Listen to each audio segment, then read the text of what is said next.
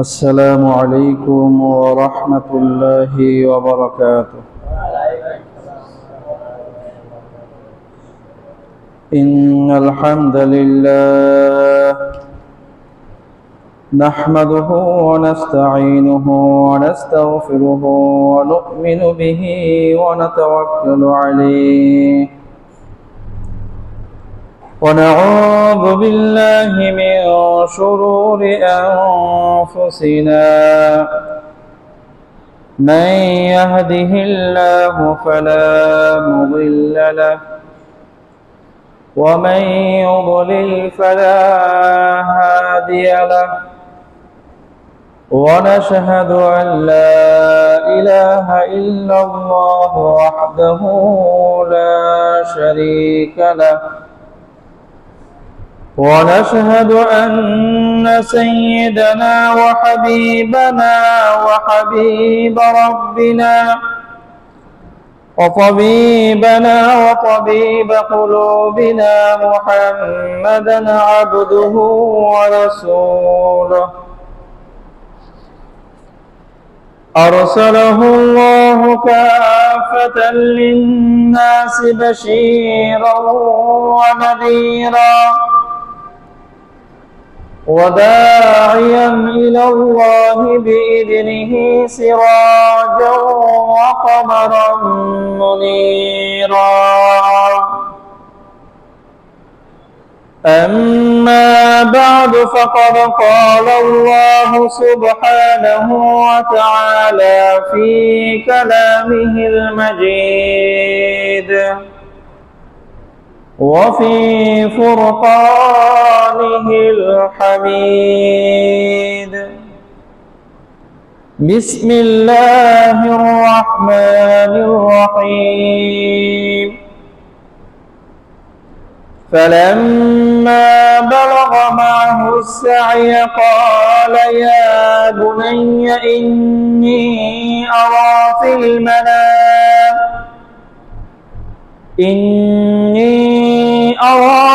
المنام أني أذبحك فانظر ماذا ترى. قال يا أبت افعل ما تؤمر ستجدني إن شاء الله من الصابرين. صدق الله المولانا العظيم. وعن أبي هريرة رضي الله عنه قال قال رسول الله صلى الله عليه وسلم إن الله لا ينظر إلى صوركم وأموالكم ولكن ينظر إلى قلوبكم وأعمالكم أو كما قال عليه الصلاة والسلام. صدق الله المولانا العظيم وصدق رسوله النبي الأمي الكريم ونحن على ذلك لمن الشاهدين والشاكرين والحمد لله رب العالمين. আলহামদুলিল্লাহ।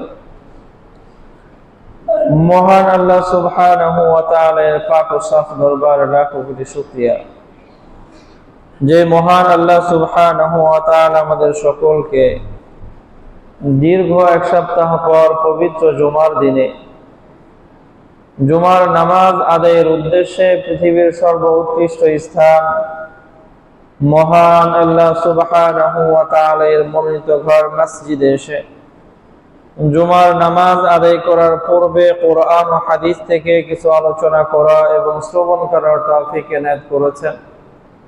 সেই মহান আল্লাহ সুবহানাহু ওয়া তাআলা এর দরবারে হৃদয়ের অন্তঃস্থল থেকে একবার কালিমাতুশ শুকর আদায় করি আলহামদুলিল্লাহ। মহান আল্লাহ পাকের মেহেরবানিতে গত জুমাতে কুরবানির ইতিহাস নিয়ে আলোচনা হয়েছিল। সেই আলোচনা ধীরে ধীরে যে পর্যায়ে গিয়ে পৌঁছেছিল যে হযরত ইব্রাহিম আলাইহিস সালাতু ওয়াস সালাম দীর্ঘ 60 বছর আল্লাহর কাছে দোয়া করেছেন, রব্বি হাবলি মিনাস সালিহিন, আল্লাহ আপনি আমার একটা নেককার সন্তান দেন। দীর্ঘ 60 বছর দোয়া করার পরে ইব্রাহিম আলাইহিস সালাতু ওয়াস সালামের বয়স যখন হয়ে গেছে 86তম বছর, প্রথম স্ত্রীর গর্ভে সন্তান আসে নাই, দ্বিতীয় স্ত্রী তিনি গ্রহণ করেছেন সন্তান পাওয়ার আশায়। সেই দ্বিতীয় স্ত্রী হাজরা আলাইহিস সালাতু ওয়াস সালামের গর্ভ থেকে আল্লাহ রাব্বুল আলামিন একজন সন্তান দান করেন। আল্লাহ রাব্বুল আলামিন বলেন, ফাবাশশারনাহু বিগুলামিন হালিম, আমি ইব্রাহিম আলাইহিস সালাতু ওয়াস সালামকে একটা সহনশীল সন্তানের সুসংবাদ দিলাম। 60 বছর দোয়া করেছেন, সন্তান কামনা করেছেন আল্লাহর কাছে। বয়স যখন 86 হয়ে গেছে, সেই সময় যখন আল্লাহ রাব্বুল আলামিন সন্তান দিয়েছেন, দীর্ঘ সময়ের প্রতীক্ষার পরে যেই সন্তানটা তিনি পেয়েছেন, সেই সন্তানের প্রতি তিনার মায়া ভালোবাসা কত বেশি হওয়ার কথা সেটা তো আমাদের কল্পনায় অবশ্যই আসে। আমাদের আশেপাশে অনেক দম্পতি এমন আছে, সন্তান হয়েছে 7-8 বছর প্রতীক্ষা করার পরে সন্তানদের কুলে থেকেই নামায় না। সন্তান হয়েছে 15-20 বছর অপেক্ষা করার পরে, আর ওই সন্তান যে কি খাওয়াবে, কোন জামা পরাবে, অস্থির। এই 5-7 বছর পরে একটা সন্তান হইলে, 15-20 বছর প্রতীক্ষার পরে একটা সন্তান হইলে, সেটারই আমরা কত আদর করি। নিজে হাড় ভাঙা পরিশ্রম করে হলেও সন্তান যারা সুখে থাকে সেই চেষ্টা করা হয়। দীর্ঘ 60 বছর দোয়া করার পরে যে ইব্রাহিম আলাইহিস সালাতু ওয়াস সালাম বার্ধক্যে উপনীত হয়ে 86তম বছর বয়সে সন্তান পেয়েছেন, সেই সন্তানটাকে কিভাবে আদর করবেন, কি খাওয়াবেন, কি নামে ডাকবেন, অবশ্যই এই ধরনের পরিকল্পনা তো আগে থেকে মাথায় করে রাখছে। আমার একটা সন্তান হলে এইভাবে নাম রাখবো, সন্তানকে এইভাবে খাওয়াবো, এইভাবে কোলে নিয়ে ঘুরবো, এইভাবে তার কপালে গালে চুমো খাবো, কত পরিকল্পনা করা হয়ে গেছে। তো আল্লাহ রাব্বুল আলামিন সন্তান দিয়েছেন। সন্তান দেওয়ার পরে আল্লাহ রাব্বুল আলামিন বললেন, ইব্রাহিম তোমার জন্য আরেকটা পরীক্ষা আছে। পরীক্ষা কি? আল্লাহ রাব্বুল আলামিন বললেন, তুমি তোমার স্ত্রী আর এই শিশু পুত্র জন্ম নিয়েছে মাত্র কিছুদিন হয়েছে, এদেরকে নিয়ে মক্কা ভূমিতে নিয়ে রেখে আসবা। ইব্রাহিম আলাইহিস সালাতু ওয়াস সালাম তখন বসবাস করেন ফিলিস্তিনে। ফিলিস্তিন থেকে সেই মক্কা দূরত্ব 1500 কিলোমিটার। আমাদের পুরো বাংলাদেশের আয়তন মনে হয় 1500 কিলোমিটার না। তাহলে আমাদের এই বাংলাদেশ পুরোটা পাড়ি দিলেও এর চেয়ে আরো দ্বিগুণ এত বড় একটা এরিয়া পাড়ি দিয়ে তারপরে হলো মক্কা। ইব্রাহিম আলাইহিস সালাতু ওয়াস সালাম বলেন, আল্লাহ আপনি কোথায় রাখতে বলতেছেন আমি তো বুঝতেছি না, চিনবো কেমনে? আল্লাহ রাব্বুল আলামিন বলেন, আমি জিবরিলকে পাঠিয়ে দিচ্ছি, সে রাহবারি করবে, সে রাস্তা দেখায় নিয়ে যাবে, যেখানে গিয়ে সে থামবে ওইখানে রেখে চলে আসবে।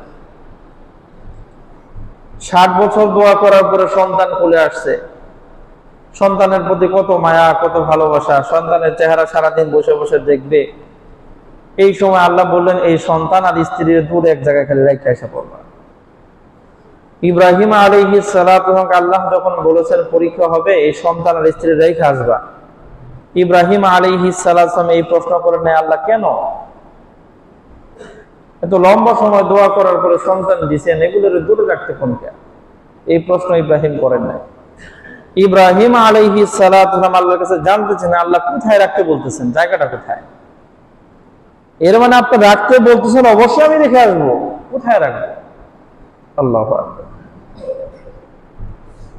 তো জিবরিল আলাইহিস সালাতু ওয়াস সালামের মাধ্যমে আল্লাহ রাব্বুল আলামিন রাহবারি করেছেন। ইব্রাহিম আলাইহিস সালাতু ওয়াস সালামের স্ত্রী আর সেই শিশু পুত্রকে নিয়ে চলছে। যাইতে যাইতে বর্তমানে যেখানে জমজম কূপ, সেই জায়গা পর্যন্ত গিয়া জিবরিল আলাইহিস সালাম থেমে গেছেন। ইব্রাহিম আলাইহিস সালাম তার স্ত্রী হাজেরা আর এই শিশু পুত্রকে রাইখা উনি উল্টো দিকে রওনা দিচ্ছে, চলে আসতেছে।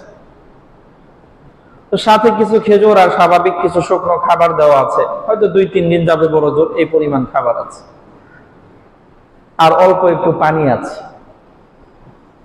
তো ইব্রাহিম আলাইহিস সালাম এইভাবে দিয়ে পিছনে ফিরে যাচ্ছেন। এই ঘটনার বিবরণ রাসূল সাল্লাল্লাহু আলাইহি ওয়াসাল্লাম দিয়েছেন। ইমাম বুখারী রাহমাতুল্লাহি আলাইহি হযরত সাঈদ ইবনে জুবাইর রাদিয়াল্লাহু আনহু থেকে বুখারীতে 3364তম হাদিসের মধ্যে সেই ঘটনা উল্লেখ করে দিয়েছেন। তো ইব্রাহিম আলাইহিস সালাম যখন এই পিছন দিকে চলে যাচ্ছেন, তাদেরকে রাইখা চলে আসতেছে। ফাতাবিআতহু উম্মু ইসমাঈল আলাইহিস সালামের মা হাজেরা ইব্রাহিমের পিছে পিছে হাঁটা হাঁটা আসতেছে। আমাদেরকে রাইখা আপনি কই যান? প্রশ্ন করতেছে, ইয়া ইব্রাহিম আইনা তাযহাবু ওয়া তাতরুকুনা বিহাযাল ওয়াদি আল্লাযী লাইসা ফীহি ইনসুন ওয়ালা শাই। ইব্রাহিম, আপনি আমারে আর এই শিশু পুত্রটারে রাইখা যান কই? এমন জায়গায় রেখে যাইতেছেন যেখানে না কোনো মানুষ আছে, না খাবারের কিছু আছে, কোনো ব্যবস্থাপনা তো নাই, এইখানে রাইখা আপনি আমাদেরকে রেখে কই যান? আল্লাহ রাব্বুল আলামিন অর্ডার করেছেন কোনো কথা বলা যাবে না, কথা বললেই মায়া লেগে যাবে। কথা বললে মায়া লাগবে না, কি উত্তর দেবে? ইব্রাহিম আলাইহিস সালাম হাঁটতেছেন, কথা বলেন। অনেকবার এই কথা জিজ্ঞেস করেছেন, আইনা তাযহাব, কোথায় যান আমাদেরকে রাইখা? সর্বশেষ হাজেরা আলাইহা সালাম যখন দেখে কোনো উত্তর দেয় না, উনি প্রশ্ন চেঞ্জ করে বলেছেন, আল্লাহুল্লাযী আমারাকা বিহাযা, এই যে আপনি যে আমাদেরকে রাইখা চলে যাইতেছেন একটা বিরান ভূমিতে, যেখানে কোনো মানুষের বসবাস নাই, কোনো খাবারের ব্যবস্থাপনা নাই, এই যে রাইখা আপনি চলে যাইতেছেন, এই নির্দেশ কি আপনাকে আপনার রব দিয়েছে? আপনি কি আল্লাহর নির্দেশে এই কাজ করেছেন? ইব্রাহিম আলাইহিস সালাম শুধু বলেন না, হ্যাঁ। কার নির্দেশে? কার নির্দেশে? আল্লাহর নির্দেশে। আল্লাহ বলেছেন তোমাদেরকে এখানে এভাবে রেখে চলে যাইতে, বাস আমি রেখে যেতেছি। হাজেরা আলাইহা সালাম স্ত্রী কার? বলেন না, কার স্ত্রী? ইব্রাহিম খলিলুর রহমান। যে ইব্রাহিম আলাইহিস সালামের ব্যাপারে আল্লাহ তো বলেই দিলেন, وَإِذِ ابْتَلَى إِبْرَاهِيمَ رَبُّهُ بِكَلِمَاتٍ فَأَتَمَّهُنَّ।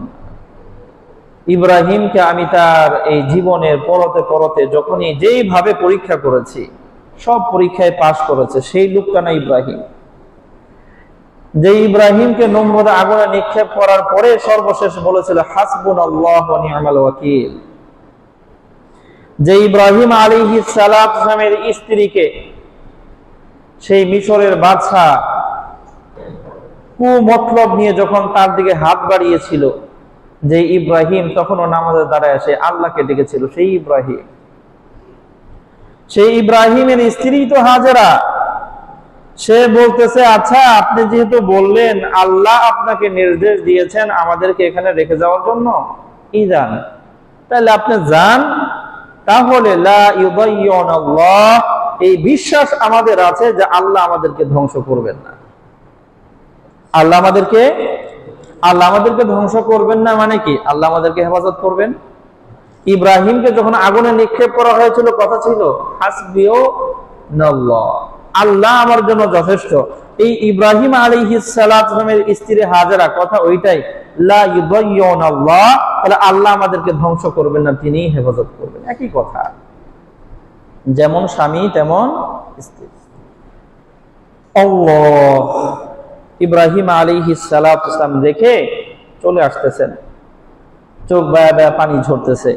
60 বছর দোয়া করে যে সন্তানরা আল্লাহর কাছ থেকে চায়া নিয়ে আসছে, আল্লাহর কাছ থেকে চায়া আনছে, 60 বছর দোয়া করেছে, সেই ছোট্ট সন্তান যারা এখন কুলে রাখবে, সারাদিন তারে নিয়ে ঘোরাঘুরি করবে, তার কপালে আর গালে চুমু খাবে, সেই সন্তানকে একটা বিরান ভূমিতে রাইখা আসতেছে, কলিজা ফাইটা যাইতেছে, কান্নাকাটি করতেছে, চোখ দিয়ে পানি ঝরতেছে, আর ইব্রাহিম ফিরতেছে। ফিরতে ফিরতে এমন দূরে যখন চলে আসছে যে ওইখান থেকে আর হাজেরা আর তার সন্তানকে দেখা যায় না, তখন আবার উনি মক্কার দিকে ঘুরছেন। মক্কার দিকে ঘুরে দাঁড়াইছেন। দাঁড়া ইব্রাহিম আলাইহিস সালাতু ওয়াস সালাম আল্লাহ রাব্বুল আলামিনের কাছে দুইটা হাত তুলে একটা দোয়া করছেন, যেই দোয়ার বিবরণ আল্লাহ রাব্বুল আলামিন সূরা ইব্রাহিমের 37 নম্বর আয়াতে উল্লেখ করে দিয়েছেন। ইব্রাহিম আলাইহিস সালাম হাত তুলছেন, আল্লাহ রব্বানা ইন্নী আসকানতু মিন যুররিয়্যাতি বিওয়াদিন গায়রি যি যারইন ইনদা বাইতিকাল মুহাররাম। আল্লাহ, আমি আমার পরিবারের দুইটা সদস্যকে এমন একটা জায়গায় রেখে যাচ্ছি যেখানে চাষাবাদের কোনো ব্যবস্থা নাই, আপনার পবিত্র ঘরের কাছে আমি আপনার সুপুর্দে রেখে যাচ্ছি। আল্লাহ, কেন রেখে যাচ্ছি? রব্বানা লিকিমুস সালাত, এই উদ্দেশ্যে রেখে যাচ্ছি তারা যেন আপনার ইবাদত করে। ফাজআল আফিদাতাম মিনান নাসি তাহবি ইলাইহিম, এইখানে তো কোনো মানুষের বসবাস নাই, আল্লাহ আপনি মানুষের অন্তরগুলোকে এইদিকে ঝুঁকায় দিয়েন, কিছু মানুষ যেন এখানে বসবাস করতে আসে, নাইলে আমার এই ছোট বাচ্চার স্ত্রী কেমনে থাকবে? আল্লাহর কাছে কে দোয়া করেছেন? ইব্রাহিম আলাইহিস সালাম। আল্লাহ এর কাছে এই দোয়াটা এত পছন্দ হয়েছে, কোরআনে উল্লেখ করে দিয়েছে। আল্লাহু আকবার। এরপরের দোয়া ভালো করে খেয়াল করবেন। এরপরের দোয়া ইব্রাহিম আলাইহিস সালাম বলতেছেন, ওয়ারযুকহুম মিনাস সামারাত, হে আল্লাহ আপনি বিভিন্ন ধরনের ফল ফ্রুটের মাধ্যমে তাদের খাবারের ইন্তজাম করে দিলেন, বিভিন্ন ধরনের ফলের মাধ্যমে তাদের খাবারের ব্যবস্থা করে দিয়েন। লাআল্লাহুম ইয়াশকুরুন, তাহলে তারা আপনার শুকরিয়া আদায় করবে। যেই জমিনের মধ্যে কোনো চাষাবাদ নাই, মানুষের বসবাস নাই, ইব্রাহিম খলিলুল্লাহ আল্লাহর কাছে দোয়া করলেন, আল্লাহ তাদেরকে শুধু এক ধরনের ফল না, বিভিন্ন ধরনের ফলের মাধ্যমে খাবারের ইন্তজাম করে দিয়েন। সারা পৃথিবীর আনাচে কানাচে যেই জায়গায় যেই ফল হোক না কেন, যখন মক্কায় যাবেন দেখবেন সব ফল এখানে আছে।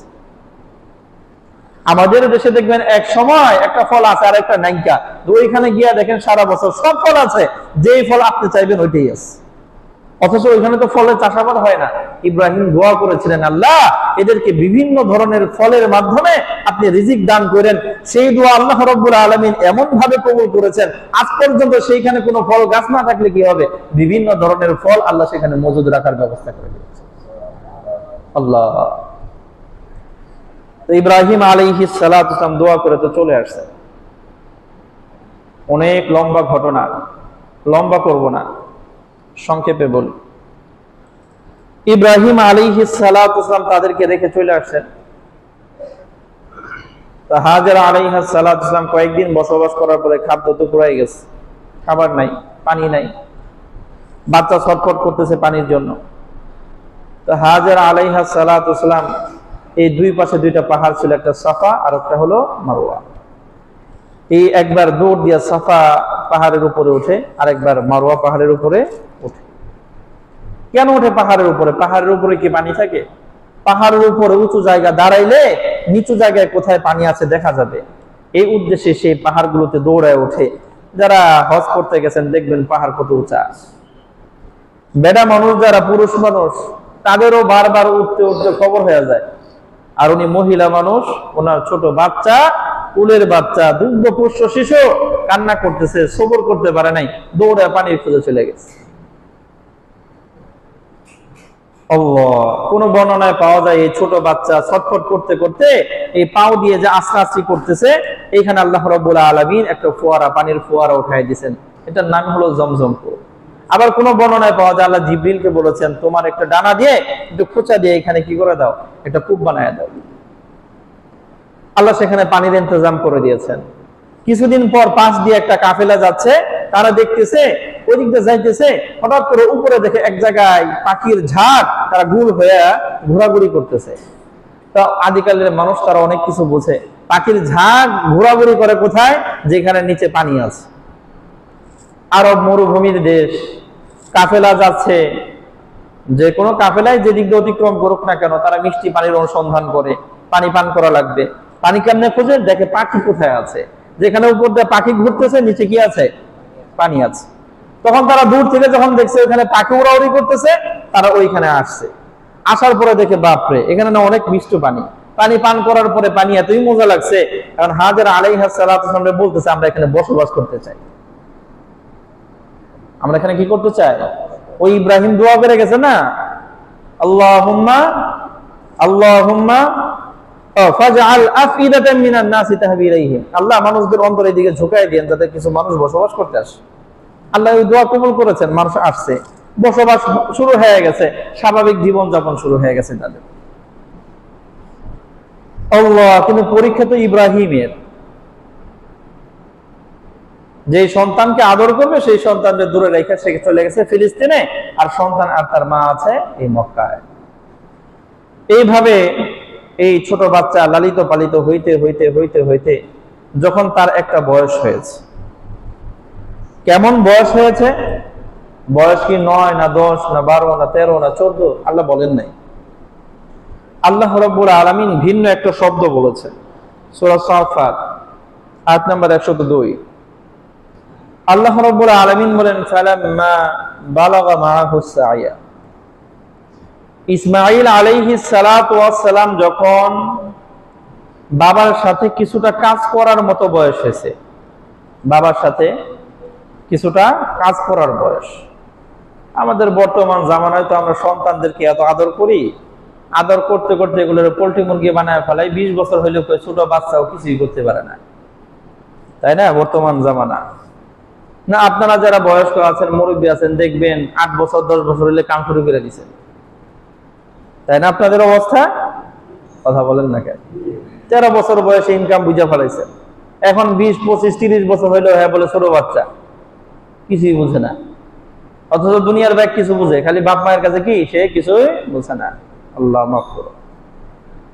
তো আল্লাহ রাব্বুল আলামিন বলেন ফালাম্মা বালাগা মাআহুস সাইয়া, এই ছোট বাচ্চার বয়স যখন এমন হলো যে বাবার সাথে কিছুটা সাহায্য সহযোগিতা করতে পারবে, বাবার কাজে তার হাতটাকেও দিতে পারবে, এমন একটা বয়স হয়েছে।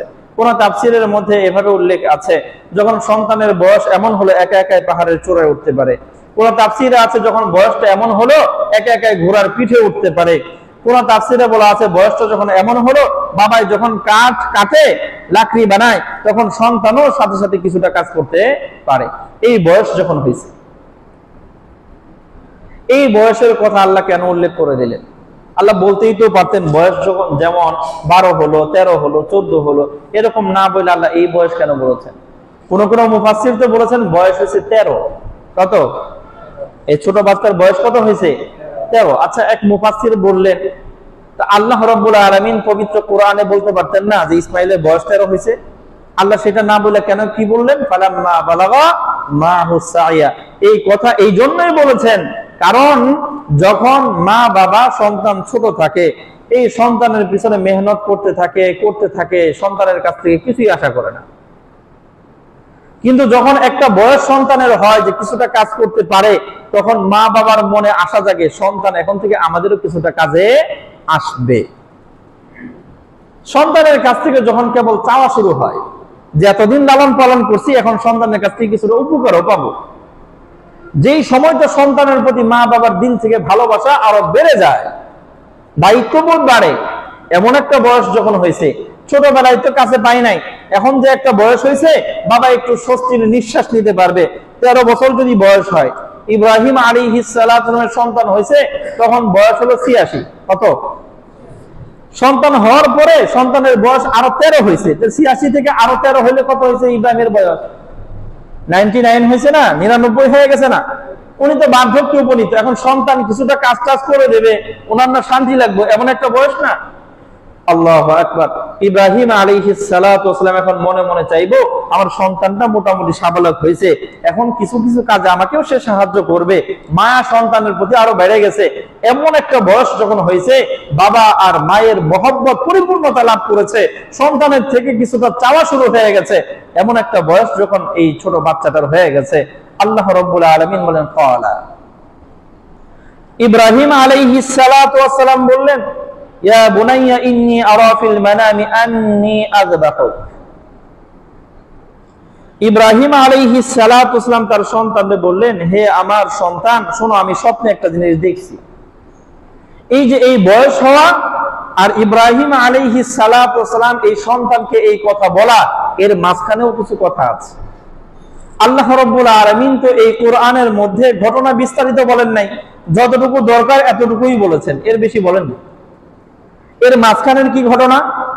এই বয়স যখন হলো, খেয়াল করবেন তো ইব্রাহিম আলাইহিস সালাতু ওয়াস সালাম জিলহজ মাস 8 তারিখ, জিলহজ মাসের 8 তারিখ উনি রাত্রিবেলায় স্বপ্ন দেখলো যে উনি নিজের এই কলিজার টুকরা সন্তানকে জবাই দিচ্ছে। এটা স্বপ্ন দেখেছে। তো এই 8 তারিখে উনি স্বপ্ন দেখার পরে কনফিউশনে পড়ে গেছেন। এই স্বপ্নটা আল্লাহ রাব্বুল আলামিনের পক্ষ থেকে ওই হিসেবেই আসলো, না এমনি স্বাভাবিক স্বপ্ন দেখলাম, একটু কনফিউশনে আছেন। পরবর্তী দিন জিলহজ মাসের 9 তারিখ আল্লাহ রাব্বুল আলামিন একই স্বপ্ন আবার দেখাইছেন। তখন ইব্রাহিম আলাইহিস সালাম বুঝতে পারছেন এটা আল্লাহর পক্ষ থেকে ওহী। এরপরে জিলহজ মাসের 10 তারিখ, আমরা যে জিলহজ মাসের 10 তারিখে কোরবানির ঈদ পালন করি, আরবি মাস, আরবি দিন, আরবি হিসাবে রাত্রি আগে আসে, দিন পরে আসে। তো জিলহজ মাসের 10 তারিখের রাত মানে ঈদের দিনের আগে যে রাতটা আসে, এই রাতে উনি স্বপ্ন দেখতেছেন, ওই একই স্বপ্ন। তখন ইব্রাহিম আলাইহিস সালাতু ওয়াস সালাম পাক্কা নিয়ত করলেন, আজকেই, আর বিলম্ব না, আজকেই। আল্লাহ রাব্বুল আলামিন যে নির্দেশ আমাকে স্বপ্নের মাধ্যমে দিয়েছেন, আমি আজকেই বাস্তবায়ন করব। জিলহজ মাসের 10 তারিখ ইব্রাহিম আলাইহিস সালাতু ওয়াস সালাম আছেন হলো ফিলিস্তিনে। কোথায়? আর ইসমাঈল আলাইহিস সালাতু ওয়াস সালাম আছেন ১৫০০ কিলোমিটার দূরে, সেই মক্কায়। আল্লাহ রাব্বুল আলামিন ইব্রাহিম আলাইহিস সালাতু ওয়াস সালামের জন্য একটা অফার দিয়েছিলেন যে ইব্রাহিম, এই ১৫০০ কিলোমিটারের রাস্তা, কয় হাজার? এই ১৫০০ কিলোমিটারের এই রাস্তাটা একজন সুস্থ সবল মানুষ যদি দিন রাত ২৪ ঘন্টা হাঁটতে থাকে, তাহলে কমপক্ষে তার ২৩ দিন সময় লাগবে। কয়দিন? বিরামহীন একই গতিতে দিন রাত ২৪ ঘন্টা যদি একজন লোক কি করে, এই হাঁটাহাঁটি করে ১৫০০ কিলোমিটার পাড়ি দিতে কয়দিন লাগবে? কমপক্ষে ২৩ দিন সময় লাগবে। আর বিরামহীন কি একজন মানুষ চলতে পারে? দিনের বেলা ১২ ঘন্টা যদি চলে, ১২ ঘন্টা কি দেওয়া লাগবে? বিশ্রাম নেওয়া লাগবে। তাহলে ২৩ দুগুণের কমপক্ষে তো ৪৬ দিন লাগার কথা। এই রাস্তাটা আল্লাহ রাব্বুল আলামিন ইব্রাহিম আলাইহিস সালাতু ওয়াস সালামের জন্য সংকুচিত করে দিয়েছেন। আল্লাহ রাব্বুল আলামিন বলেছেন, ইব্রাহিম, তুমি যদি সকালবেলা সূর্য ওঠার পরে এই ফিলিস্তিন থেকে সেই মক্কা যাওয়ার জন্য সন্তান আর স্ত্রীকে দেখার জন্য রওনা দাও, তাহলে দুপুর হওয়ার আগেই সেখানে পৌঁছতে পারবে। আর দুপুরের পরে, জোহরের পরে যদি তুমি ফেরার জন্য রওনা দাও, তাহলে সেই মক্কা থেকে ফিলিস্তিন ১৫০০ কিলোমিটার সূর্য অস্ত যাওয়ার আগেই ফিলিস্তিনে পৌঁছতে পারবে। এই যে এত লম্বা রাস্তা সংকুচিত করে দিয়েছেন কে? আল্লাহ। তো ইব্রাহিম আলাইহিস সালাতু ওয়াস সালাম এই জিলহজ মাসের 10 তারিখে রাত্রিবেলায় স্বপ্ন দেখেছেন, তখন উনি ফিলিস্তিনে। সকালবেলায় উঠে রওনা দিছে, আজকেই আল্লাহর এই নির্দেশ আমি বাস্তবায়ন করব। ইব্রাহিম আলাইহিস সালাতু ওয়াস সালাম রওনা দিয়েছেন, দুপুরের আগেই তো চলে গেছেন মক্কায়। যাওয়ার পরে স্ত্রী হাজেরা আলাইহাস সালাতু ওয়াস সালামকে বলছেন যে আমার এই সন্তানকে সুন্দর করে রেডি করে দাও, প্রস্তুত করে দাও, একটা কাজ আছে, সেই কাজ করতে নিয়ে যাব। কি করতে নিয়ে যাবে? একটা কাজ করতে নিয়ে যাবে। আল্লাহ রাব্বুল আলামিন তো একটা নির্দেশই দিয়েছেন, জবাই করতে হবে, তাই না? এটা একটা কাজ না? আল্লাহর নির্দেশ পালন করে, এটা একটা কাজ না? উনি বলেছেন সন্তানকে প্রস্তুত করে দেন, কাজ করতে নিয়ে যাব। তো হাজেরা আলাইহাস সালাতু ওয়াস সালাম সেই সন্তানকে সুন্দর করে গুছগাছ করে দিয়ে দিয়েছে, নিয়ে যান। বাবার সাথে সন্তান যাবে, মায়ের মনের ভিতরে কি কোনো ধরনের শঙ্কা জাগবে? কোনো টেনশন আসবে? কার সাথে যাচ্ছে? বাবার সাথে। সে নিশ্চিন্ত, বাবার সাথে যাচ্ছে। একজন সন্তানের জন্য বাবার চাইতে নিশ্চিন্ত কোনো ঠিকানাই তো নাই, সেই বাবার সাথে যাচ্ছে। যাবে কোথায়? সেই মক্কা থেকে দক্ষিণ পূর্ব দিকে 8 কিলোমিটার দূরে একটা ময়দান আছে, এটার নাম হলো মিনা। সেই মিনা প্রান্তরে নিয়ে যাবে।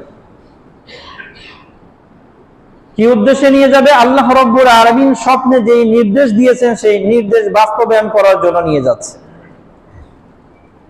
আল্লাহ রাব্বুল আলামিন নির্দেশ দিয়েছেন ইব্রাহিম আলাইহিস সালাতু ওয়াস সালামকে।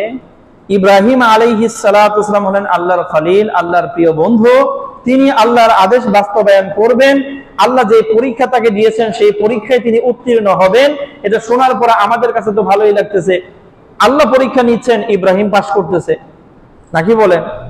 আল্লাহর পরীক্ষা ইব্রাহিম পাস করতেছে, এটা আমাদের জন্য আনন্দের বিষয়ই। তো পরীক্ষাটা অনেক কঠিন, কিন্তু উনি পাস করতেছেন, এটা তো আনন্দের বিষয়। কিন্তু একজন আছে, তার কাছে আর ভালো লাগতেছে না। আমরা যত নেক কাজ করি, আমাদের অন্তর যদি স্বচ্ছ হয়, নিজেদের কাছে ভালো লাগবে। আমার প্রতিবেশী যারা আছে, যাদের স্বচ্ছ হৃদয় আছে, তাদের কাছেও ভালো লাগবে। আমার স্বাস্থ্য ভাই এটা কত সুন্দর নামাজ পড়ে। কিন্তু এক শ্রেণীর মানুষ আছে, এক শ্রেণীর জিন্নাত আছে, তাদেরকে আল্লাহ রাব্বুল আলামিন শয়তান ঘোষণা দিয়েছেন। এটা কি? শয়তান।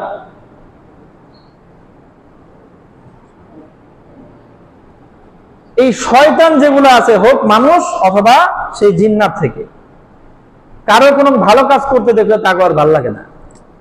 কি লাগে না? তো ইবলিস যে আছে, সে আদিকাল থেকে আদম আলাইহিস সালাতু ওয়াস সালাম এই দুনিয়ার বুকে আসার আগে থেকেই আমাদের চির দুশমন। সে যখন দেখেছে ইব্রাহিম আলাইহিস সালাতু ওয়াস সালাম জন্ম নিছে, যে বাবার ঘরে জন্ম নিয়েই দেখছে বাবা মূর্তি বিক্রি করে, সেইখানে সেই বাবার বিরুদ্ধে দাঁড়ায় আল্লাহকে খুশি করে ফেলাইছে। কিছুদিন পরে বড় হয়ে দেখছে সমাজের মানুষেরা মূর্তির পূজা করে, তাদের বিরুদ্ধে দাঁড়ায় রব্বে খুশি করে ফেলাইছে। তার কিছুদিন পরে দেখছে রাষ্ট্রীয়ভাবে শিরকি কাজ চলে, সেইখানে রাষ্ট্রীয়ভাবে সে প্রতিবাদ করে ফেরাউন এই নমরুদের মাধ্যমে আগুনে নিক্ষিপ্ত হয়ে তার রব্বে সে খুশি করে পরীক্ষায় পাশ করেছে। যতবার পরীক্ষা হচ্ছে ততবার পাশ করতেছে। এই শয়তানের আর সহ্য হয় না, তার অন্তর্জালা শুরু হয়ে গেছে। আজকে এত বড় একটা পরীক্ষা আল্লাহ দিয়েছে, ইব্রাহিম এটাও পাশ করবো না? এটা তো পাশ করতে দেওয়া যায় না। কথা বুঝেন নাই? এই পরীক্ষা ইব্রাহিমকে পাশ করতে দেওয়া যায় না। শয়তান চিন্তা ভাবনা করেছে কিভাবে ইব্রাহিমকে এই পরীক্ষা থেকে ফেরানো যায়, কিভাবে তাকে অকৃতকার্য করা যায়। তো প্রথমে সে সিলেক্ট করছে মায়ের কাছে যাবে, কারণ মায়ের মন সবচেয়ে নরম হয়। এই জন্য এই শয়তান প্রথমে গেছে ইসমাইলের মা হাজেরার কাছে, গিয়ে বলতেছে তোমার সন্তান কোথায়? হাজেরা আলাইহিস সালাতু ওয়াস সালাম বলতেছেন আমার সন্তানকে গুজগাছ করে দিছি, বাবার সাথে গেছে। কই গেছে? গেছে যে পাশে এক জায়গায় গেছে। কেন গেছে? কাজ করতে গেছে। এই শয়তান বলতেছে কোনো কাম টাম না, এটা ধোঁকাবাজি। আসলে ইব্রাহিম তার সন্তানকে নিয়ে গেছে আজকে, কেন জানো? কারণ ইব্রাহিম আজকে তার সন্তানকে জবাই দেবে। কি দেবে? জবাই দেবে। মা হাজেরাকে তুমি কি পাগল হইছো? 60 বছর দোয়া করে সন্তান দ্বারে পাইছে।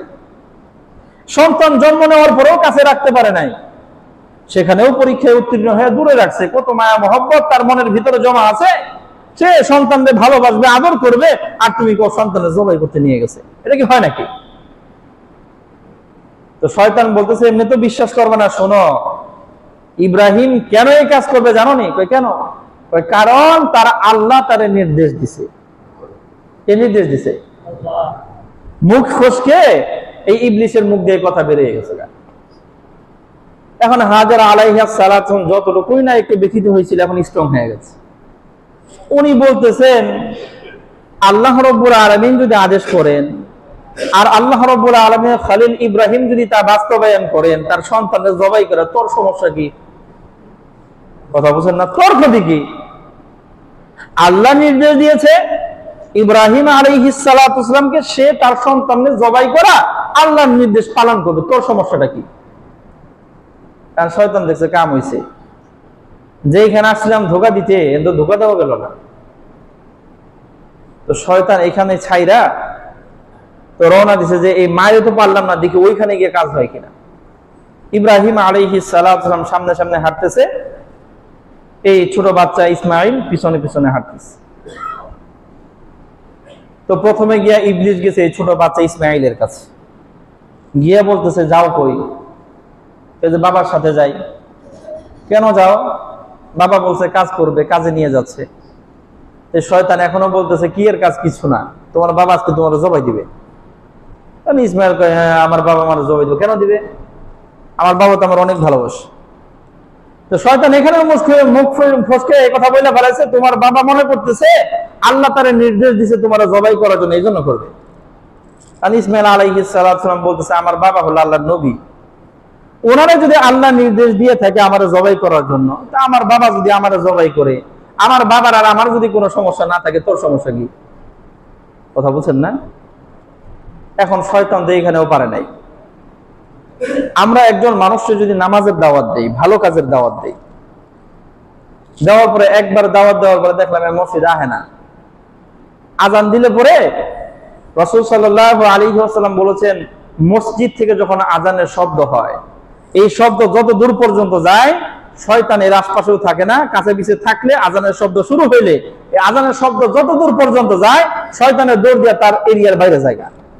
এই কাজ কার? কথা বলেন কার? শয়তানের। তো আমি যেই মানুষটাকে দাওয়াত দিছি মসজিদে আসার জন্য, মুয়াজ্জিন সাহেব মসজিদের মাইক দিয়ে বলছে হাইয়া আলাস সালাহ, নামাজের দিকে আসো, ওই শয়তানে যেরকম এই শব্দ শুনলে দৌড় দিয়ে পলায়, যত দূর পর্যন্ত আজানের শব্দ যায় এই এরিয়ায় থাকে না, আমি যারা দাওয়াত দিছি মনে করেন দৌড় দিয়ে তার বেড়ে গেছে গা, শয়তানের কাম করে ফেলাইছি। একবার দাওয়াত দিছি, দ্বিতীয়বার এই লোকটার দাওয়াত দিতে মন চায় না, তো ফালতু লোক। একবার বলছি মসজিদ আসো নামাজের জন্য, আজান শুনলে দৌড় দিয়ে ভাগে। দ্বিতীয়বার তারে কিন্তু আমরা কি দিতে চাই না, দাওয়াত দিতে চাই না। আরেকবার মসজিদে চলো ভাই কইতে লজ্জাও লাগে আমগো। কিন্তু দেখেন এই যে শয়তান যে কাম করতেছে, এটা কি সওয়াবের কাম না গুনার কাম? গুনার কাজ না, অপরাধ না। আল্লাহর নির্দেশ বাস্তবায়ন করতে বাধা দিতে যাচ্ছে, সে কিন্তু পিছপা হয় নাই। শয়তানি কাজে তার কত ধৈর্য দেখেন। মায়ের ধোকা দিতে গেছে, পারে নাই। এই ছোট বাচ্চারা ভাবছে সহজে এই ভুলে বালাইয়া কি করা যাবে, থামানো যাবে, পারে নাই। এখন চিন্তা করেন মায়ের মন সবচেয়ে নরম, তারে ধোকা দিতে পারে নাই। ছোট বাচ্চা, তার বুঝ একটু কম, তারেও ফুসলায় ফাসলায় কিছুই করতে পারে নাই। ইব্রাহিমরে পারবো? কথা কন না, ইব্রাহিমরে ধোকা দিবার পারবো? তাহলে এখন শয়তানের কাজ কি হওয়া উচিত ছিল? মহিলা মানুষের পারি নাই, ছোট বাচ্চাটাতে পারি নাই, ইব্রাহিমরে তো পারবি না, লজাইগা। কিন্তু না, ইবলিশ এই কাজ করে নাই। ইবলিশ গেছে ইব্রাহিম আলাইহিস সালামের সামনে দাঁড়াইছে। দাঁড়ায় ইবলিশ ইব্রাহিম আলাইহিস সালামকে ধোঁকা দেওয়ার চেষ্টা করেছে। ইব্রাহিম আলাইহিস সালাম বুঝতে পারে সেইখানে দাঁড়ায়া 7টা কঙ্কর নিক্ষেপ করেছে। কয়টা? 7টা। তো ইবলিশে কঙ্কর খাইয়া একটু দৌড় দিয়ে দূরে গেছে। কতক্ষণ ঝুম ধরা থাইকা ইব্রাহিম সালাম তো যাইতেছে, আবার আইছে। তো আসার পরে ইব্রাহিম আলাইহিস সালাম আবার তার 7টা কঙ্কর নিক্ষেপ করেছে। সে এই 7টা কঙ্কর খায় আবার কিছু দূরে গেছে। কতক্ষণ ঝুম ধরা থাইকা আবার সামনে আসছে। আসার পরে আবার ইব্রাহিম আলাইহিস সালামকে সে ধোঁকা দেওয়ার চেষ্টা করতেছে। ইব্রাহিম আলাইহিস সালাম আবার 7টা কঙ্কর নিক্ষেপ করেছে। এরপরে ইবলিশে বলেছে না, পারা যাবে না। কথা বলছেন না? এই যে ইব্রাহিম আলাইহিস সালাম ইবলিশকে দেখা তার প্রতারণা থেকে বাঁচার জন্য পরপর 3বার 7টা করে কঙ্কর নিক্ষেপ করেছেন। আল্লাহর কাছে এই আমলটা এত ভালো লাগছে যে আল্লাহ রাব্বুল আলামিন এই যে আমাদের এই দেশ থেকে বিশ্বের বিভিন্ন প্রান্ত থেকে যারা হজ করতে যায় তাদের জন্য আল্লাহ রাব্বুল আলামিন এই কাজটাকে ওয়াজিব করে দিয়েছেন, বাধ্যতামূলক করে দিয়েছেন। ইব্রাহিম তো ইবলিশকে দেখা কঙ্কর নিক্ষেপ করেছে। তুমি শয়তানকে দেখো আর না দেখো, ইব্রাহিম যে 3 জায়গায় 7টা করে কঙ্কর মারছে, তুমি শয়তানকে হয়তো দেখো না, কিন্তু ইব্রাহিম যে কাজ করছে আল্লাহর কাছে এত ভালো লাগছে, তুমি শয়তানকে দেখো আর না দেখো, ইব্রাহিমের সেই সুন্নাত তোমার জিন্দা করতে হবে। যারা হজ করতে গেছে তারা এই 3 জায়গায় 7টা করে কি মারে? কঙ্কর মারে। আমরা তো ইবলিশকে দেখি না, তাও মারতে হয়। কেন? ইব্রাহিম আলাইহিস সালাম ওই আমলটা আল্লাহর কাছে পছন্দ হয়েছে, ভালো লাগছে। এখন আমরা শয়তানকে না দেখলেও ইব্রাহিম আলাইহিস সালাম সেই নজদি আমরা পেশ করব ইনশাআল্লাহ। আল্লাহু আকবার। এরপর ইব্রাহিম আলাইহিস সালাম নিয়ে গেছে মিনা প্রান্তরে তার সন্তানটারে। আল্লাহু আকবার। কোথায় নিয়ে গেছে? মিনা প্রান্তরে। নেওয়ার পরে সন্তানকে বাবা এই স্বপ্নের কথা বলতেছে, ক্বালা ইয়া বুনাইয়া ইন্নী আরা ফিল মানামি আন্নী আযবাহুক। বাবা সন্তানকে বলতেছে, ইয়া বুনাইয়া, হে আমার প্রিয় সন্তান। আরবিতে হে আমার সন্তান এটা বলে ইয়া ইবনি, হে আমার ছেলে। আর ইয়া বুনাইয়া মানে হলো হে আমার আদরের প্রিয় সন্তান। এই কথাটাই দাবি করে আল্লাহ কোরআনে হুবহু এই শব্দ কেন এনেছেন? এটা বোঝানোর জন্য যে ইব্রাহিম যে সন্তানকে জবাই করতে গেছে ওই সন্তানের প্রতি তার কোনো ভালোবাসা ছিল না, মায়া ছিল না, মহব্বত ছিল না, যার কারণে জবাই করতে পারছে। বিষয়টা এরকম না, বরং এই সন্তানের প্রতি তার পূর্ণ ভালোবাসা আর মহব্বত ছিল। এরপরেও আল্লাহর সামনে এগুলোর তুচ্ছ বানায় ফেলাইছে। আল্লাহর নির্দেশের সামনে এরকম আদরের সন্তান জবাই করতে তিনি কি হন নাই? ইসপা হন নাই। আল্লাহ এটা বুঝাইতে চাইছেন। ইব্রাহিম বলতেছে, ইয়া বুনাইয়া, হে আমার আদরের সন্তান, ইন্নী আরা ফিল মানাম, আমি তো স্বপ্নে দেখেছি, আন্নী আযবাহুকা, আমি তোমারে জবাই করতেছি। আন্নী আযবাহুকা, আমি তোমারে জবাই করতেছি। এই দৃশ্যটা আমি স্বপ্নে দেখেছি। ফানজুর মাযা তারা, হে আমার সন্তান, এখন দেখো তো তুমি কি করা যায়। এই যে কথাটা ফানজুর মাযা তারা, তুমি বলো কি করা যায়, এটা পরামর্শ না? বাবা সন্তানে জিজ্ঞেস করেছে, তুমি বলো তো এখন কি করা যায়। এখন আপনারা আপনাদের কাছে একটা প্রশ্ন করি, আপনারা জবাব দেন। আল্লাহ নির্দেশ দিয়েছেন, উনি স্বপ্নে দেখছেন সন্তানকে কি করতেছে? জবাই করতেছে। নির্দেশটা কার? আচ্ছা, ইব্রাহিম আলাইহিস সালাতু ওয়াস সালাম সন্তানের কাছে পরামর্শ চাইতেছেন, ফানজুর মাযা তারা, দেখো তো কি করা যায়। তার মানে কি? ইসমাইল যদি বলে বাবা জবাই করেন তাহলে করবে, আর যদি বলে যে না বাবা জবাই করা লাগবে না তাহলে করবে না, এরকম কিছু নাকি? আল্লাহ যেহেতু নির্দেশ দিয়েছে, ইসমাইল রাজি হইলেও উনি নির্দেশ পালন করবে, না হইলেও, তাই না? কথা বলেন, তাহলে পরামর্শ চাইছে কে? হুদাই। কথা বুঝেন? মুফাসসিরিনে কেরাম বলেছেন পরামর্শ সন্তানের কাছে কেন চেয়েছেন? দুইটা কারণ আছে। একটা কারণ হলো ইব্রাহিম আলাইহিস সালাতু ওয়াস সালাম উনি চিন্তা করতেছেন, আমি তো আল্লাহর খলিল ইব্রাহিম, আল্লাহ আমাকে যতগুলো পরীক্ষা দিয়েছেন আল্লাহর তৌফিকে আমি সেগুলো উত্তীর্ণ হয়েছি। আজকে আমার এই ছোট বাচ্চাটাকে একটু পরীক্ষা করে দেখি। আল্লাহর নির্দেশের সামনে সে তার মাথাটাকে ঝুঁকায় দেয় কিনা একটু পরীক্ষা করে দেখি। আমি স্বপ্নে দেখেছি বললাম, আমার সন্তান রাজি হয় কিনা, আল্লাহর এই পরীক্ষার সামনে সে পাশ করে কিনা, সন্তানকে পরীক্ষা করার জন্য পরামর্শ চাইছি। আরেকটা কারণ কি, কেন সন্তানের কাছে পরামর্শ চাওয়া? দেখেন সন্তানকে মিনা প্রান্তরে নিয়ে দুই হাত চাপা ধইরা ঠ্যাং চাপা ধরে জবাই শুরু করতো, সন্তান তো বুঝতেছে না বাপে করে কি, ছটফট করতো না? কথা বলেন, তাহলে কি জবাই করতে পারতো সহজে? কঠিন হইতো না বিষয়টা? ছটফট করলে তো বাবার মনেও কি লেগে যেত? মা লেগে যেত। এই জন্য সন্তানদের আগেই এই কথা বলেছেন, এই জন্য যাতে করে সন্তানও মানসিক ভাবে প্রস্তুত হয় যে না বাবা আমারে জবাই করবে, এটা আল্লাহর আদেশ। আল্লাহু আকবার। এখন যখন ইব্রাহিম আলাইহিস সালাতু ওয়াস সালাম তার সন্তানকে বলেছেন যে আচ্ছা তুমি বলো তো এখন কি করা যায়, তখন এই ইসমাঈল আলাইহিস সালাতু ওয়াস সালাম তার বাবারে বলতেছে, বাবা আপনি যেহেতু আমারে জবাই করবেন, আল্লাহ যেহেতু নির্দেশ দিয়েছে, ইব্রাহিম আলাইহিস সালাতু ওয়াস সালামের ছেলে ইসমাঈল আলাইহিস সালাতু ওয়াস সালামের কাছে যখন ইব্রাহিম বললেন ফানজুর মাযা তারা, আচ্ছা তুমি কি বলো, দেখো তো কি করা যায়।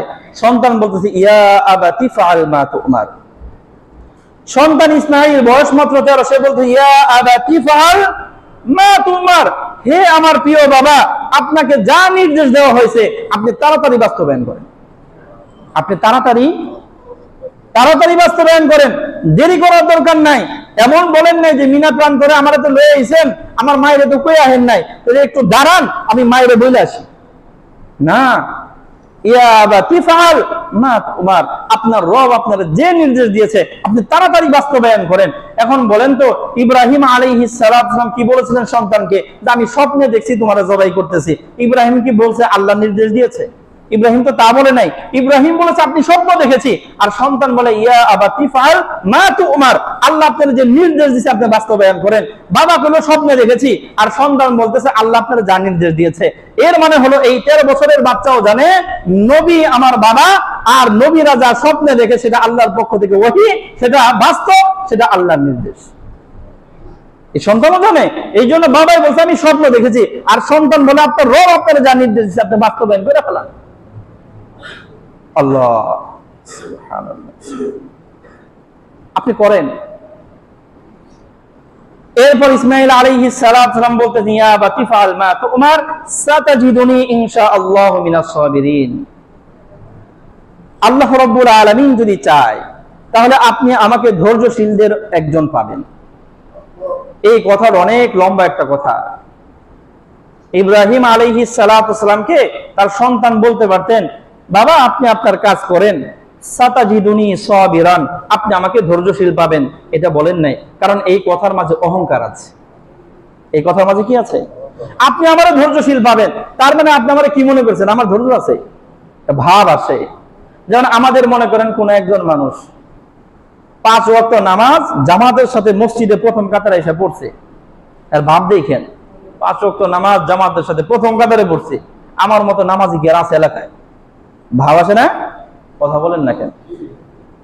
তো এই যে ভাব আসে, এই ভাবটা আমার জীবনের সমস্ত আমলকে বরবাদ করে দেয়। এই অহংকার করা যাবে না। তো ইসমাঈল আলাইহিস সালাম আল্লাহর রাস্তায় নিজের জীবন দেবেন, কিন্তু এই কথা বলতে পারতেন সাতাজিদুনি সাবিরান, আপনি আমাকে ধৈর্যশীল পাবেন না, এটা বলেন নাই। উনি বলেছেন সাতাজিদুনি, মাঝখানে একটা শব্দ আছে, এটা বাদ দিয়ে বলি সাতাজিদুনি মিনাস সাবিরিন। সাতাজিদুনি মিনাস সাবিরিন, সাবিরিন মানে হলো ধৈর্যশীল। তার মানে আল্লাহর রাস্তায় নিজের জীবন উৎসর্গ করেছে এরকম অনেক মানুষ আছে। 5 ওয়াক্ত নামাজ জামাতের সাথে পড়া এরকম আমি একজন না, কত আল্লাহর বান্দারা পড়ে। আমি তো না একদিন পড়ছি, কত আল্লাহর বান্দা আছে সারাটা জীবন একবারও 1 ওয়াক্ত নামাজও জামাতের সাথে মিস করে নাই। আমি একদিন 5 ওয়াক্ত নামাজ জামাতের সাথে পড়ে কি ভাবটা নিবেন দিছি? কথা বুঝি না? এই ভাবটা যদি মনে আসে, আল্লাহ আমার চাইতে কত ভালো নামাজি না আছে দুনিয়ায়, তাহলে কি মনের থেকে ভাবাইবো? তখন নিজের বিনয় ছোট মনে হইব যে আমি তো মাত্র একদিন, আল্লাহর কত বান্দা আছে সারা জীবন তো জামাতের সাথে প্রথম কাতারে নামাজ পড়ে। ইসমাঈল বলতেছে, বাবা আল্লাহর রাস্তায় জীবন দান করতে গিয়ে যারা সবর করেছে ওইরকম আমি একজন না, কত তো আছে। ওইখানে আমিও একজন, ওইখানে আমিও একজন। শুধু এই কথাও বললেও তো অভিনয় প্রকাশ পেয়ে যেত, এই কথাও শুধু বলেন নাই। ইসমাঈল বলেছেন সাতাজিদুনি ইনশাআল্লাহু মিনাস সাবিরিন, বাবা আমার কোনো কৃতিত্ব নাই, আমার রব যদি চায় তাইলে আমার সেই ধৈর্যশীলদের মধ্যে একজন পাবে। আমার রব যদি চায়, কে যদি চায়? আমার রব। আমরা একটা কাজ করব, মনে করেন একটা বিল্ডিং দিব, রড সিমেন্ট বালি সব প্রস্তুত, মিস্ত্রির খবর দিয়ে ফেলাইছি। একজন কয় তুমি কি ঘর দিবার পারবা? আরে দোক কি কর, সব তো কমপ্লিট হয়ে গেছে, পারুন না মানে? এই কথা আসে না মুখ দিয়ে আমাদের? কথা বলেন না কেন? একবারও ভাবি না আমার রব যদি তৌফিক না দেয়, রড সিমেন্ট বালি সব প্রস্তুত হওয়ার পরেও ঘর হবে না। ইসমাঈল আলাইহিস সালাম নিজের জীবন দেওয়ার জন্য প্রস্তুত। ইসমাঈল বলেন না সাতাজিদুনি সাবিরা, অহংকার প্রকাশ পাবে। উনি বলেন না সাতাজিদুনি মিনাস সাবিরিন, এরপরেও বিনয়ী কম প্রকাশ পাবে। উনি বলেছেন সাতাজিদুনি ইনশাআল্লাহু মিনাস সাবিরিন। যদি আমার রব চায় তাইলে আমাকে ধৈর্যশীলদের অন্তর্ভুক্ত পাবেন, আমার রব যদি না চায় তাহলে তো হইব না। আমি একটা খাবার মাখিয়া মুখের কাছ পর্যন্ত নিছি, একজন এসে কয় এই খাবারটা খাইতে পারি, কি কস বেটা, এটা খাওয়া ব্যাপার হইলো? এটা পারুন না মানে? এটা না, খাবার মুখের কাছ পর্যন্ত না, মুখের ভিতরেও দিছি, আমার রব যদি না চায় গলা দিয়ে নিচে নামবে না। কথা বুঝি না? আমার রব যদি না চায়, কত মানুষ আছে মুখে খাবার দিছে হঠাৎ করে গলা আটকে গেছে, আর ভিতরে খাবার যায় না, কারণ রব চায় না এই খাবার তার ভিতরে যায় না। এই জন্য যে কোনো কাজ যখন আমি দেখতেছি দুনিয়াবি সমস্ত আসবাব প্রস্তুত আছে, এরপরও আমি বলবো ইনশাআল্লাহ এটা করব। কি বলবো? ইনশাআল্লাহ। ইনশাআল্লাহ ছাড়া ভবিষ্যতের কোনো কথাই বলবো না ইনশাআল্লাহ। আমি আগামী জুমায় এই বিষয় নিয়ে আপনাদের সামনে আলোচনা করব, এতটুকু বলবো না। আগামী জুমায় এই বিষয় নিয়ে কথা বলবো ইনশাআল্লাহ। আগামী জুমা আপনাদের লগে দেখা হইব না, না, আগামী জুমায় আপনাদের সাথে দেখা হবে ইনশাআল্লাহ, যদি আমার রব চাই তাইলে দেখা হবে। তাহলে ভবিষ্যতে যেই কাজের কথাই বলবো সাথে কি বলবো? ইনশাআল্লাহ। আল্লাহ আমাদেরকে এই কথাটা, ছোট্ট এই বাক্যটা জবান দিয়ে বারবার উচ্চারণ করার তৌফিক দান করেন। তো ইসমাঈল আলাইহিস সালাম বিনয় প্রকাশ করেছেন, বাবা আপনি আপনার আদেশ বাস্তবায়ন করেন, আমাকে আপনি যদি আল্লাহ চায় ধৈর্যশীলদের মাঝে পাবেন। এখন সন্তান বাবারে বলতেছে, বাবা আপনি তো আমারে জবাই করবেন, আল্লাহ রাব্বুল আলামিনের আদেশ তো আপনি বাস্তবায়ন করবেন, তবে কিছু পরামর্শ আছে, একটু শুনে নেন। এক নাম্বার হলো, আপনি যে ছুরি দিয়ে আমারে জবাই করবেন, ছুরিটা ভালো করে ধার দিয়ে নিন। যেই সন্তানকে দীর্ঘ 60 বছর আল্লাহর কাছে চায়া পাইছে, যেই সন্তানকে সেই কুলের থেকে নিয়ে 13 বছর বয়স পর্যন্ত কাছে পায় নাই, যেই সন্তানের প্রতি কত মায়া ভালোবাসা মহব্বত আর পরিকল্পনা হৃদয়ের মধ্যে গাঁথা, সেই সন্তান সামনে থেকে বলতেছে, বাবা আপনি তো আমাদের জবাই করবেন, যেই ছুরিটা দিয়ে করবেন ছুরিটা একটু ভালো করে দাঁড় দিয়েন, যাতে করে এই আমার গলাটা কাটতে গিয়ে আপনার কষ্ট না হয়। বাবা আপনি তো আমাদের জবাই করবেন, আমার হাতটার একটু শক্ত করে বাদ দিয়ে নিয়ে, কারণ আপনি যখন জবাই করবেন গলার মধ্যে যখন ছুরিটা লাগবে, যখন এই চামড়াটা কাটবে তখন তো আমি ছটফট করতে থাকবো, তখন আপনার মায়া লেগে যেতে পারে। বাবা আপনার যে জামা কাপড় আছে এগুলো একটু গুটায় রাখেন, নাইলে আমার এই গলা দিয়ে যে ফিঙ্কি দিয়ে রক্ত বের হবে আপনার জামা কাপড়ে লাগলে তখন তো আপনার মায়া লেগেছে। সন্তান বলতেছে, বাবা আপনি যখন আমাদের জবাই করবেন তার আগে আপনার চোখটা একটু পট্টি দিয়ে বাইরে লইয়েন, যাতে করে আমার চেহারার মধ্যে আপনার এই দৃষ্টি না পড়ে, সন্তানের চেহারায় দৃষ্টি পড়লে হয়তো মায়া লাগবে, আল্লাহর আদেশ বাস্তবায়ন করতে গিয়ে আপনি হয়তো হেরফের করে ফেলেন। সন্তান বাবারে বলতেছে, বাবা আপনি আমার একটু ক্যাট করে শোয়াইন, সোজা করে শোয়াইন না, একটু ক্যাট করে শোয়াই দিয়েন, সোজা করে না। আমরা যেরকম গরু ক্যাট করে শোয়াই, একদম উল্টা করে তো শোয়াই না, ক্যাট করে শোয়াই দিয়ে। কেন? আপনার না হয় চোখ বাঁধা, আপনি তো আমারে দেখবেন না, আমার চোখ তো খোলা। এই চোখ যখন আপনি জবাই করতেছেন, এই দৃশ্যে যখন আমার বাবার দিকে চোখ পড়বে যে একজন বাবা তার সন্তানের জবাই করতেছে, আপনার প্রতি আমার মনের ভিতরে ঘৃণা সৃষ্টি হইতে পারে। কেমন বাবা,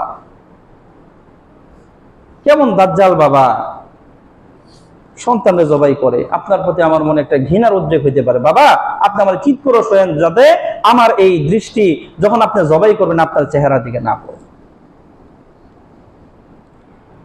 সন্তান বাবার বলতেছে, বাবা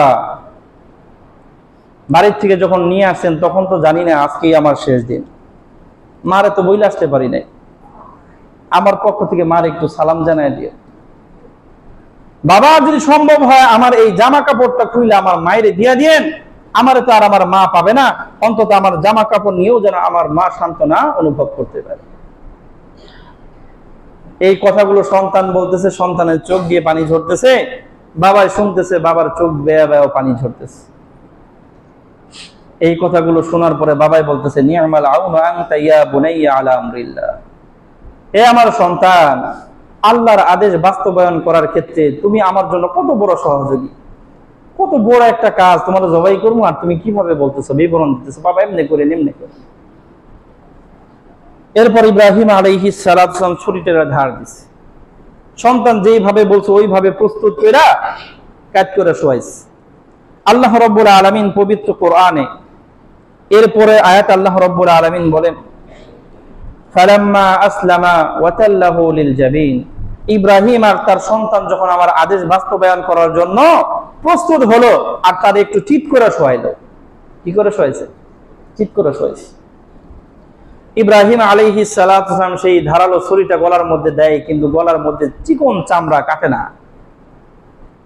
ইব্রাহিম আলাইহিস সালাম কয়েকবার চেষ্টা করার পরও কাটে না, কারণ আল্লাহ রাব্বুল আলামিন এই গলার মাঝে একটা তামার পরত বানায় দিয়েছে, পাত তৈরি করে দিয়েছে, চামড়া কাটে না। ইব্রাহিম আলাইহিস সালাম মনে করছে ছুরিটার ধার কম হয়েছে, আবার একটা পাথরের মধ্যে 2-3 বার ঘষা দিয়ে আবার চেষ্টা করে, কাটে না। কোন এক ইসরায়েলি বর্ণনার মধ্যে আছে ইব্রাহিম আলাইহিস সালাম এক পর্যায়ে রাগান্বিত হয়ে যেটাতে কাটে না, ঢেল দিয়া ছুরি ফালাই দিয়েছে। এই ছুরি গিয়ে একটা পাথরের মধ্যে গিয়ে লাগছে, পাথর 2 টুকরা হয়ে গেছে। এখন বলেন তো ছুরিতে কি ধার নাই? ছুরিতে ধার আছে দেখেই তো পাথর 2 টুকরা হয়েছে। কিন্তু এই ছোট বাচ্চা 13 বছর বয়স, তার এই গলার চামড়া যেটা নরম চামড়া এটাও কাটে না।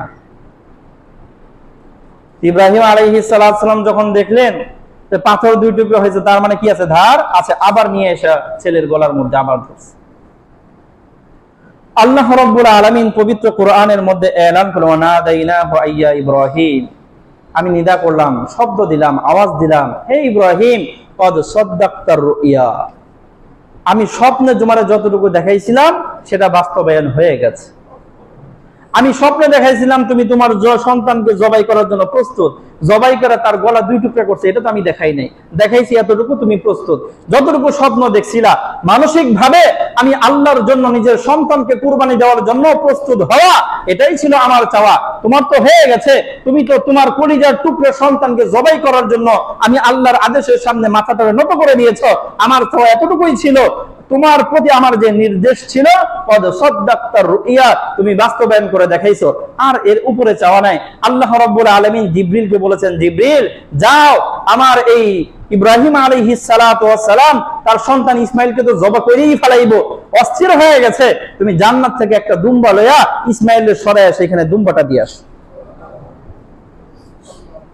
আল্লাহ, মাওলানা তারিক জামিল সাহেবের বয়ানের মধ্যে শুনেছি, উনি বলেছেন, বারবার বলেন এই কথা, যে আকাশে ফেরেশতারা 2 বার হাওমাও করে কান্না করেছে।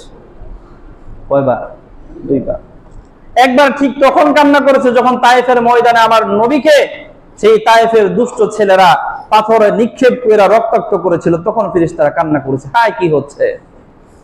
আর দ্বিতীয় ওই সময় যখন ইব্রাহিম আলাইহিস সালাতু ওয়াস সালাম তার নিজের কলিজার টুকরোর গলার মধ্যে ছুরি লাগাইছে, ফেরেশতারা হাওমাও করে কান্না করে দিছে। জিবরিল আলাইহিস সালাতু অস্থির হয়ে গেছে, আল্লাহ কি হচ্ছে, বাবা সন্তানকে জবাই করতেছে, কি একটা দৃশ্য।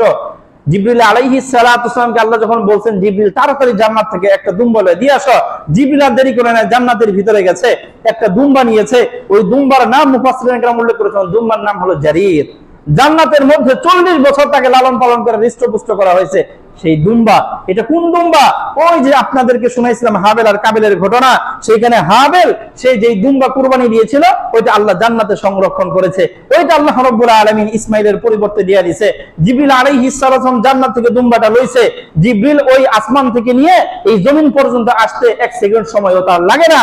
কিন্তু জিবরিল আলাইহিস সালাম সেইখান থেকে এই দৃশ্য দেখতেছে যে ইব্রাহিম তো গলার মধ্যে ছুরি চালাইতেই আছে, ওইখান থেকে তারা সবর হচ্ছে না, কখন যেন গলাটা কেটে যায়। এই জন্য জিবরিল সেইখান থেকে আওয়াজ দিয়েছে, আল্লাহু আকবার, আল্লাহু আকবার। কি আওয়াজ দিয়েছে? ওইখান থেকে জিবরিল আওয়াজ দিয়েছে, আল্লাহু আকবার, আল্লাহু আকবার। ইসমাইলের কানে যখন এই শব্দ আসছে, তখন সে আরেকটি শব্দ করেছে, লা ইলাহা ইল্লাল্লাহ, আল্লাহু আকবার। তখন ইব্রাহিম আলাইহিস সালাম এই শব্দটা শুনা উনি বলেছেন, আল্লাহু আকবার ওয়ালিল্লাহিল হামদ। ছুরি চালাই দিস, চামড়া কেটে গেছে, রক কেটে গেছে, ভিতর থেকে রক্ত ফিনকি দিয়ে উঠছে। ইব্রাহিম আলাইহিস সালামের হাতের উপরে রক্তের ফোঁটা লাগছে। ইব্রাহিম আলাইহিস সালামের চোখ দিয়ে পানি ঝরতেছে, কারণ চোখ তো বাঁধা, দেখে তো নাই কি জবাই হয়েছে, চোখ তো বাঁধা। উনি তো বুঝতে পারছে আমার সন্তানটা জবাই করেই ফেলাইছে, উনি তো বুঝতে পারছে যে আমার সন্তানের সেই যে রক্ত ফিনকি দিয়ে বের হয়েছে সেটাই তো আমার হাতের মধ্যে লাগছে। আল্লাহু আকবার। চোখ দিয়ে পানি বের হইতেছে, চোখের এই পাট্টিটা খুলছে, খুলে দেখে না, আমার সন্তান তো জবাই হয়নি, জবাই হয়েছে একটা দুম্বা। এখন এই ইব্রাহিম আলাইহিস সালাম যখন দেখছেন যে কি জবাই হয় নাই, সন্তান, তার মানে উনি বুঝবেন আমার রবের আদেশটা কি হয় নাই, আবার সন্তানরা আবার চেষ্টা করবে না। এই জন্য আল্লাহ রাব্বুল আলামিন ওহী পাঠায় দিয়েছেন, কদ সাদ্দাক্তার রুইয়া ইন্না কাযালিকা নারজিল মুহসিনিন, তুমি তোমার স্বপ্ন বাস্তবায়ন করেছো, আমি এভাবেই মুহসিন যারা একনিষ্ঠভাবে আল্লাহর আদেশ বাস্তবায়ন করতে চায়, আমি তাদেরকে এভাবেই বিনিময় দেই। তাদের প্রিয় জিনিসটা আমি নিয়ে যাই না, নিয়ে যাওয়ার শুধু একটা ভান করি, পরীক্ষা করি, নিয়ে যাই না, তাদেরকে আমি উত্তম বিনিময় দেই।